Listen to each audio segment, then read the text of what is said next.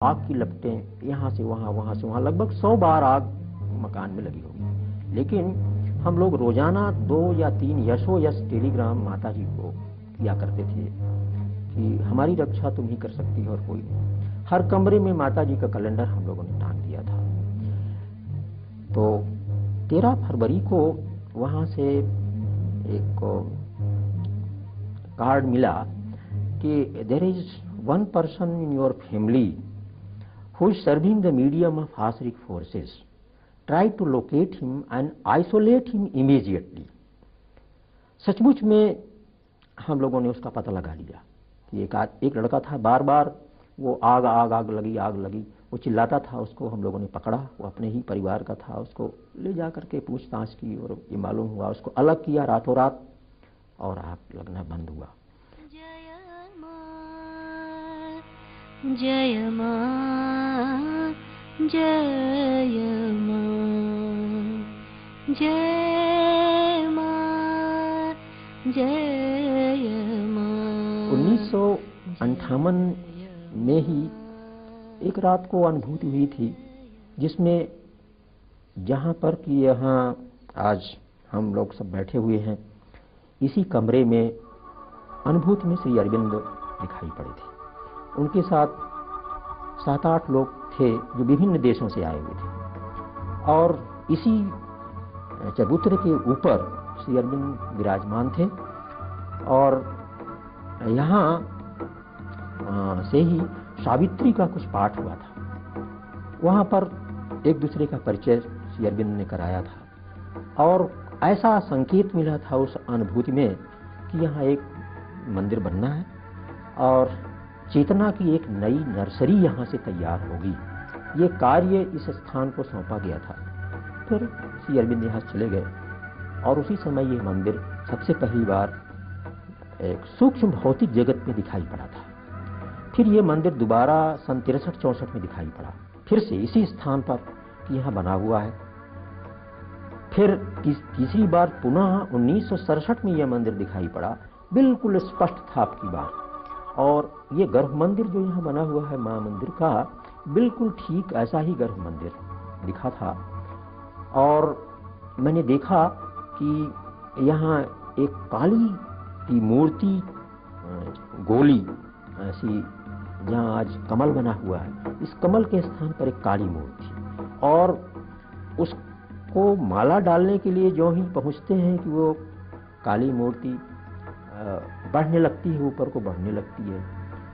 और माला जो ही हमने देखा कि डाला गया, वो मूर्ति प्रकाश के रूप में परिणत हो गई। इतना प्रकाश हुआ कि जैसे सैकड़ों सूर्य यहाँ उदित हो गए हों। पूरा डैजलिंग लाइट से भर गया ये पूरा मंदिर। और उसी मूर्ति से एक प्रकाशित मूर्ति ऊपर को बढ़ने लग गई, इतनी जैसे सूर्य की रोशनी ऊपर को, कई सूर्यों की, और सारे संसार में उसकी फुलझड़ियां चारों तरफ प्रकाश की फैलने लग गई। और उसी प्रकाश के भीतर से माता जी का एक स्वरूप दिखाई पड़ा, बिल्कुल जाज्वल्यमान सफेद, उज्ज्वल, और लेकिन उस बड़ा घनीभूत था उसके अंदर। उसको दर्शन करते ही हम सब लोग धन्य हो गए। जब जागृत चेतना में लौटे तो उसको कागज में पूरा स्केच हमने उसको बना लिया। इस स्केच को माता जी पांडिचेरी के पास भेजा और उनसे ये पूछा कि आखिर ये क्या देखा हमने इस रात्रि को। तो माता जी ने उस स्केच में, जो आपके सामने यहाँ स्केच अभी हम दिखाएंगे, उसके नीचे उन्होंने नामकरण कर दिया इसका, मां मंदिर ब्लेसिंग, और हमारे पास वापस भेज दिया। हम लोग तो बिल्कुल प्रसन्नता से नाचने लग गए कि इतनी बड़ी भारी बात हो सकती है। दुनिया में एक ही मातृ मंदिर उन्होंने नाम दिया था, एक ही को, वो था औरोविल का मातृ मंदिर, और दूसरा मां मंदिर उन्होंने हमारे इस छोटे से गांव को दे दिया। एक बड़ी सी अद्भुत बात, बड़ी भारी अद्भुत कृपा ऐसी कहाँ होती है।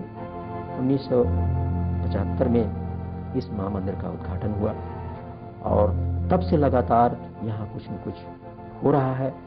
और एक तरफ तो यहाँ भौतिक क्रांति हो रही है, ये गांव मध्य प्रदेश के मानचित्र में आ ही चुका है भौतिक रूप में, लेकिन आध्यात्मिक रूप में भी इसकी शोहरत हो रही है सारे प्रदेश के अंदर। अब स्थिति ये है इस गांव की कि लोगों के पास ट्रैक्टर हैं, लोगों के पास जीप हैं और मोटरसाइकिलें हैं, पढ़े लिखे लोग हैं, यहाँ बड़े बड़े पदों पर भी यहाँ के लोग हैं।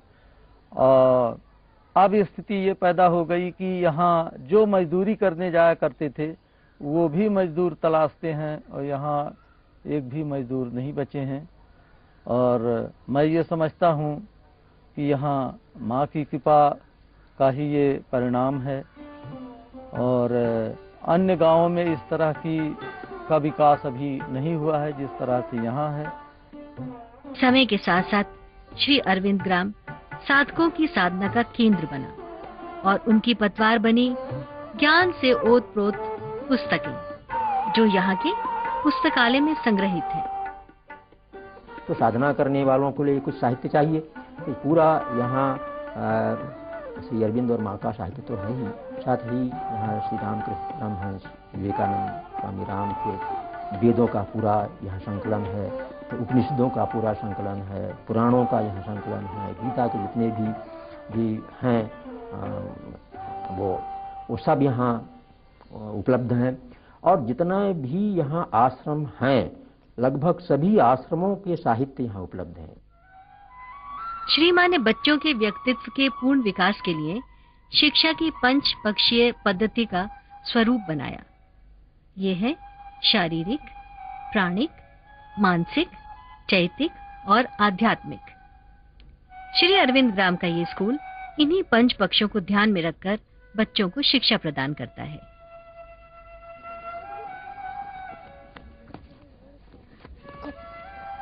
इन शिक्षाओं के अनुसार नई पीढ़ी को तैयार करना, छात्रों को उत्तरदायी नागरिक बनाना ही इस संस्था का उद्देश्य है।